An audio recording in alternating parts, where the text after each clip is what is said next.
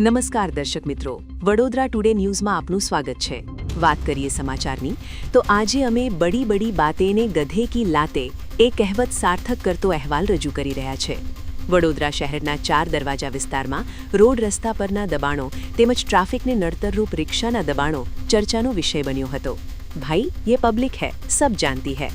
Election વહીવટી ward number 14ના તમામ નગરસેવક અને નગરસેવિકાઓ તેમજ માજી નગરસેવકો તેમજ કાર્યકર્તાઓ ઊંઘમાંથી સફાળા જાગ્યા હોય એવું પ્રજાને લાગી રહ્યું છે, કારણ કે 4 દરવાજા વિસ્તારમાં વર્ષો વર્ષથી રોડ રસ્તા પર દબાણો છે અને રિક્ષાવાળાઓનો પણ ત્રાસ છે। ત્યારે પોલીસ પ્રશાસન અને અધિકારીઓ સાથે ઇલેક્શન વહીવટી વોર્ડના નગરસેવકો અને નગરસેવિકાઓ તેમજ માજી નગરસેવકો સાથે તું મેમે થતાં આખરે દબાણ શાખાની ટીમ વહીવટી વોર્ડ નંબર 14ના વોર્ડ અધિકારી તેમજ ટ્રાફિક વિભાગના અધિકારી, સિટી પોલીસ સ્ટેશનના અધિકારી અને પોલીસ સ્ટાફે ગતરોજ ઝુંબેશ ચલાવીને રોડ રસ્તાના દબાણો તેમજ નડતરરૂપ વાહનોને દૂર કરવાની તજવીજ હાથ ધરી હતી।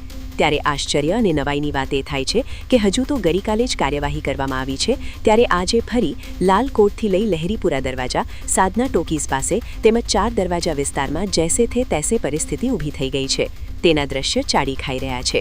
આવા જ તમામ લેટેસ્ટ અપડેટ માટે જોતા રહો વડોદરા ટુડે ન્યૂઝ।